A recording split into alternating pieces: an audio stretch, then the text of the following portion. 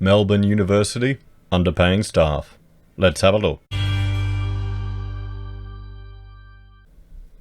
Hello everyone, Florian.heise here and welcome to another episode of HeiseSays. Get your stein of coffee or tea or rum ready and let's have a look at this article from the ABC News discussing universities the Melbourne University to repay staff millions after a decade-long underpayment practices. Now, I've experienced the exact same thing. At QUT, we would often be, underpaid. We would be classified doing something different to what we actually did because the argument from the professors or lecturers was that they didn't have the budget. One thing that was notorious, because back from when I was a student to when I was a graduate and an architect and tutoring, just the quality of what the students got just diminished more and more and more. They cut money out of the budget. They got to the point where instead of having seen architecture, normally every week you go and you have about 12 students sitting around a table and you discuss your designs. You give feedback, you have exercises, the students pin up, usually present, and you have a debate and discuss your project.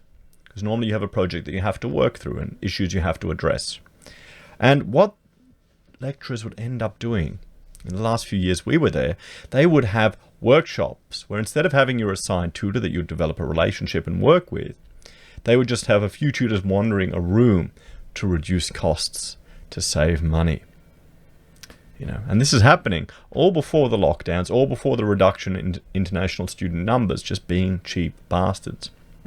And I remember, when you'd be giving lectures or when you'd be marking, this would be a different pay rates and you wouldn't get the correct pay rate.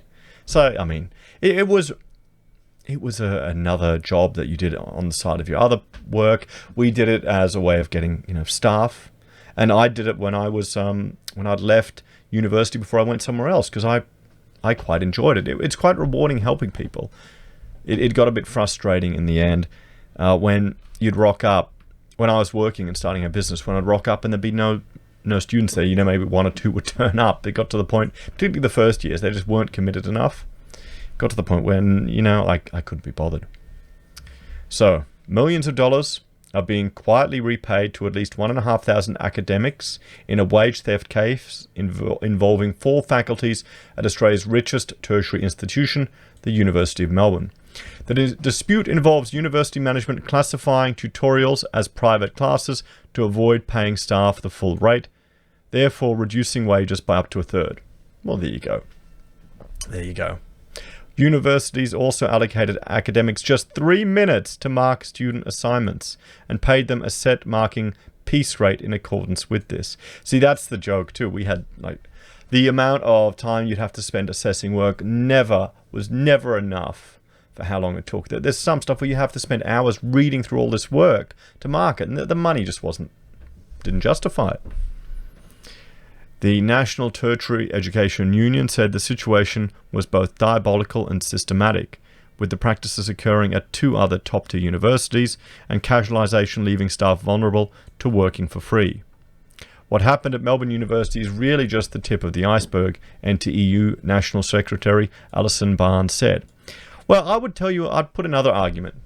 I'd put another thing to case, an unpopular opinion. What this is happening is it's showing you the actual worth of the work, what the people were willing to work for. You have set wages which were frankly quite high for what it was, and reality was they were willing to do it for less. Often PhD students, often people doing it around their other work, often people who enjoyed it. What do you think? Is it fair and reasonable, or should the market be allowed to dictate the wages? Maybe you could negotiate it. We'll have to see. If it can happen at an institution like the University of Melbourne, which is one of our most affluent universities, it can happen anywhere. Well, let me know in the comments, guys. Has it happened to you? Have you taught at universities and have you noticed it? Casual, sessional staff always cop it. You always cop it, guys. I did it for 6 years.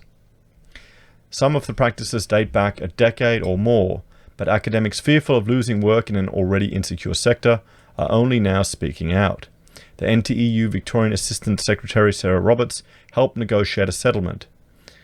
I like to think of these casual employees having to go to their employer like Oliver saying, "Please, sir, can I have some more?" she said. Plans to compensate staff under the Fair Work Act are underway. However, the union and management are still technically in dispute. The University of Melbourne's latest annual report lists $4.43 billion in reserves, while 72.3% of staff are in insecure work. I mean, that's the thing as well. You have a lot of people that are actually doing the teaching in these universities. And these universities are just casual, accessional staff. They get a little bit of work here, a little bit of work there. It's something that I would argue you do as an addition to another job. I wouldn't see it as something you'd want to be doing full time, but some people find it quite rewarding. And the problem is, you've got such an increase of bureaucrats and bureaucracy in the university system that aren't really adding any value to the student experience or to the educational research outcomes. They're an anchor around the neck. Some of the amount of paperwork they had to do for the academics was just crazy. So faculty of staff owed an estimated, faculty of arts staff owed an estimated $6 million. The University of Melbourne has sent letters to 615 tutors in the Faculty of Arts, allowing them to lodge claims by the end of the week. This first tranche is for tutors still employed by the university, such as history tutor Sean Winscrip.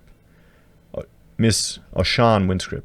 Miss Winscrip helped organise a grassroots fightback of casual staff that has been going on for 2 years. We have to work multiple jobs just to survive. Meanwhile, we have our Vice-Chancellor getting paid twice as much as the Prime Minister, she said. A lot of casuals are single-parent carers, migrant workers in vulnerable positions. Miss Winscript alleged she was underpaid $11,000 under the recently scrapped marking rate requiring 4,000 words per hour, including student feedback. Unions estimate this paid staff for just half of the time they spent working. The university ended the rate last month as part of the FWA negotiation. The ABC understands one tutor in this group is claiming $91,000, and a conservative union estimate suggests the entire claim may total $6 million, an average of $10,000 per worker. Ms. Winscrip feels betrayed and angry, and says having to fight for fair pay while insecurely employed takes a heavy toll. Like many precocious workers, I've been struggling with the chronic and recurring mental health issues over the years since I entered the university as a PhD student, she said. Okay.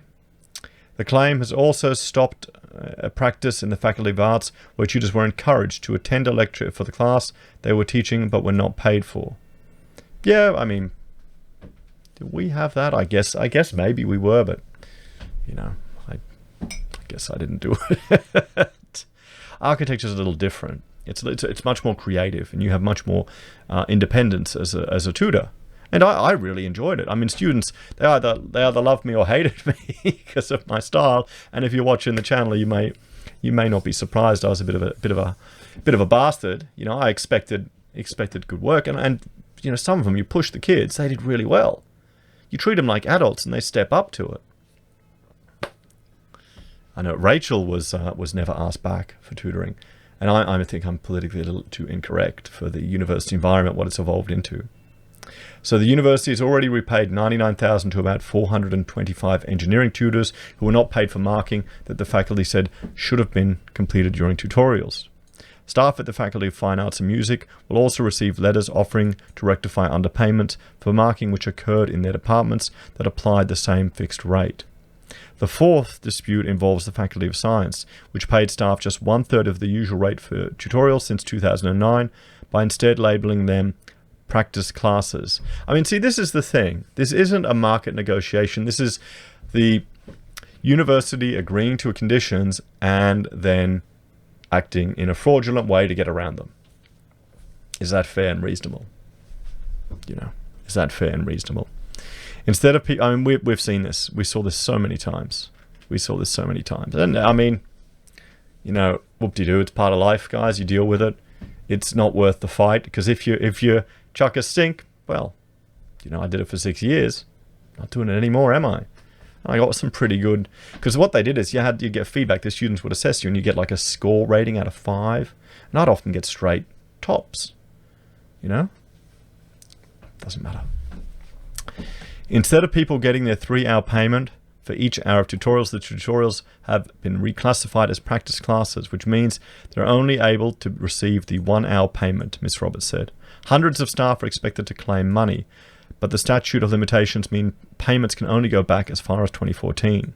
The University of Melbourne declined a request for an interview, but a spokesperson said it was working collaboratively with the NTEU.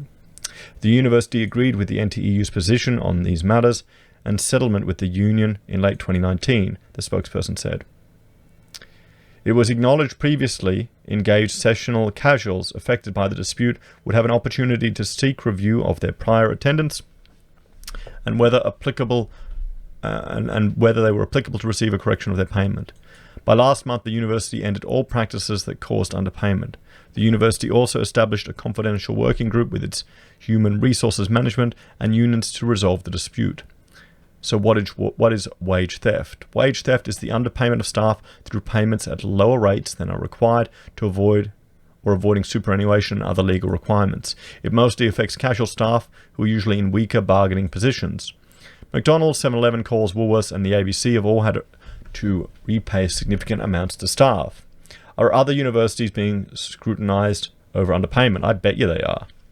The University of Western Australia told the ABC it engaged in an outside organisation to audit its pay rates for all allegations from the NTEU. Macquarie University told the ABC it has repaid $50,000 to casual staff in the Department of Mathematics and Statistics after Fair Work involvement led to negotiations with the union. The ABC also understands a third elite G8 school, the University of New South Wales, is conducting an audit after complaints about its business school, and it has alerted the Fair Work Ombudsman. In a statement, a UNSW spokesperson confirmed some payments had been made while others are to come. We've made additional payments to all identified staff to rectify any errors. The university is now conducting a review into all payments made to casual academic staff in the business school back to January 2014. Assisted by external experts from a large accounting firm, the spokesperson said. We also plan to undertake a review of all other faculties to identify similar issues. Dr. Barnes said the problems were systematic across the sector because of the incredibly high rate of casualisation recently revealed by the ABC. Is that recent? I guess people not aware of it?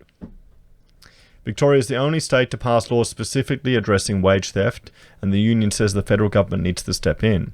It's an extraordinary situation where employers who engage in wage theft get a simple slap on the wrist.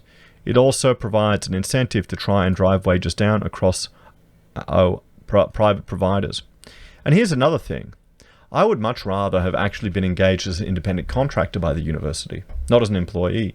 Because I had to get paid super, I had to go to the stupid university super fund, I didn't have all these controls.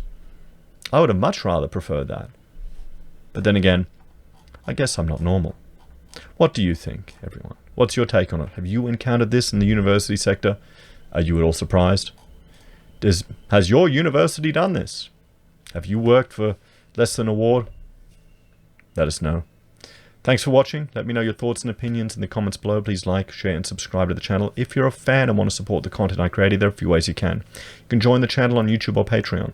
You can support us using our affiliate links at Amazon, eBay, Independent Reserve, or Kucoin. You can buy a merch from HeiseSays, use Gold Pass from the Perth Mint, or support us via PayPal. Take care, everyone. I'll see you in the next episode.